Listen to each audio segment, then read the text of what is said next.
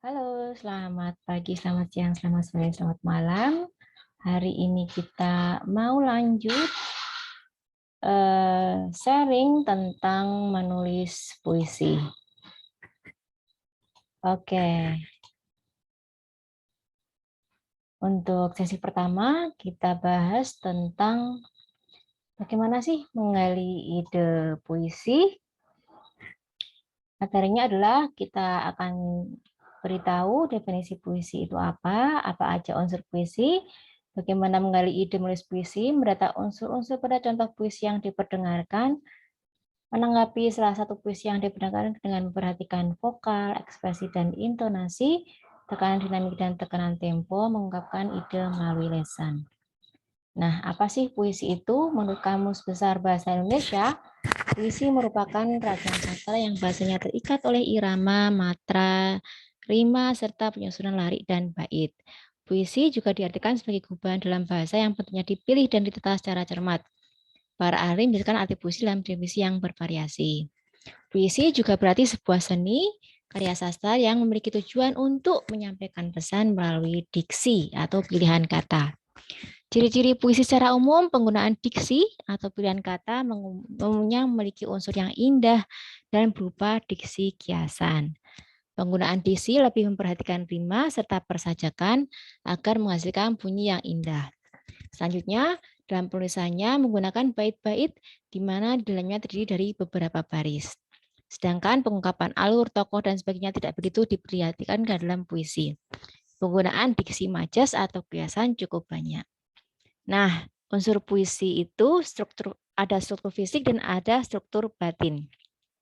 Struktur puisi fisik ya adalah metode menyampaikan hakikat puisi terdiri perwajahan puisi, diksi, imaji, kata konkret, majas, rima atau irama.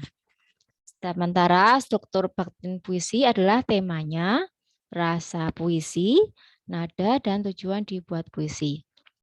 Ada bentuk puisi lama seperti pantun, syair, talipun, mantra, dan gurindam. Sedangkan puisi jenis modern seperti puisi naratif, puisi lirik, puisi deskriptif. Puisi modern biasanya disebut puisi bebas karena tidak terikat oleh rima, jumlah baris, dan lain sebagainya. Nah, ini struktur batin puisi dibagi menjadi 4 struktur. Ada rasa. Struktur rasa ini diartikan sebagai sentuhan rasa yang berasal dari penulis puisi. Biasanya penulis puisi atau penyair akan menulis puisi karena latar belakang serta keresahan dari penulis itu sendiri. Tetapi ada juga penulis puisi yang menulis puisi berdasarkan permasalahan yang sedang terjadi di sekitarnya, yang dia baca, yang dia dengar, dan sebagainya. Nah, tema puisi akan menentukan hasil puisi itu sendiri. Sebab itu, terkadang ada beberapa penulis puisi yang lebih menyukai untuk menentukan tema dalam membuat puisi. Apakah itu pendidikan, lingkungan, sosial, virtual, dan sebagainya. Amanat merupakan pesan yang berisi tentang kehidupan yang diberikan oleh penulis kepada pembaca. Amanat ini ada yang dijelaskan secara langsung, ada juga yang dijelaskan dengan menggunakan makna-makna tersirat. Sedangkan nada pada puisi dapat diartikan sebagai bunyi dari puisi yang dibuat oleh penulis atau penyair. Nada bisa digunakan nada tinggi, nada rendah, dan lain-lain. Struktur fisik puisi ada 6. Ada gaya bahasa. Puisi yang sering kita baca biasanya akan ada berbagai macam gaya bahasa dalam satu buah puisi. Dengan adanya gaya bahasa, maka akan munculkan makna konotasi sehingga membuat pembaca puisi tersentuh perasaannya. Diksi, bahasa pada puisi, setiap rangkaian kata memiliki makna tersendiri. Susunan kata pada puisi sering dikenal dengan istilah diksi. Pemilihan diksi harus memperhatikan kata-kata lain agar menghasilkan estetika bagi puisi itu sendiri. Tipografi, puisi terdiri atas beberapa baris dalam satu barisnya. Kemudian pada bagian akhir terkadang diberi tanda baca yang berbeda-beda. Tanda baca ini menentukan suasana yang ada dalam puisi. Nah, rima pada puisi terletak pada bagian akhir puisi. Dengan adanya rima, bunyi puisi akan menjadi lebih indah.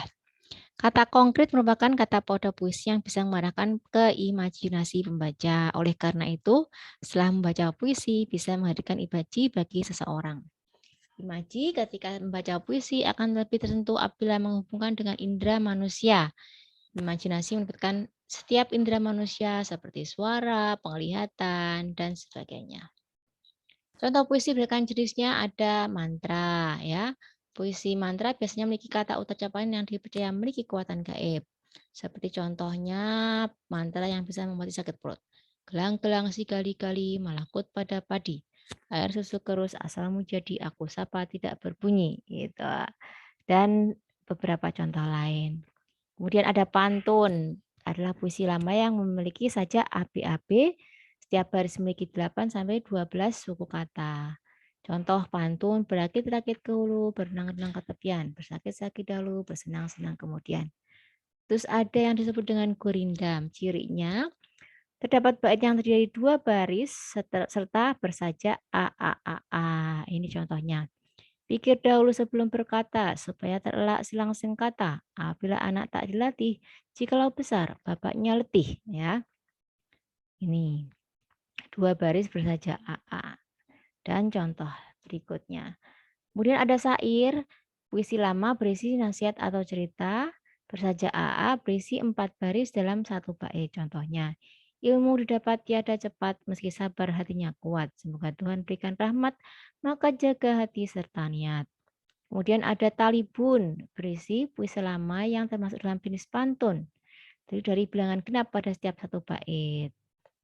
Ya, bilangan genap pada setiap 1 baitnya. Kemudian ada puisi romansa.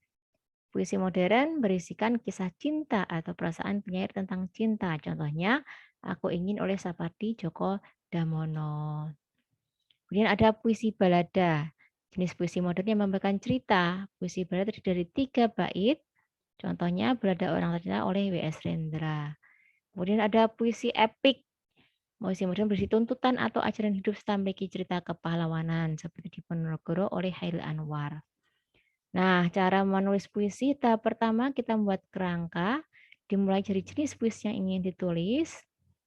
Jika ingin menulis cerita puisi lama, maka irama rima saja harus ditekan terlebih dulu.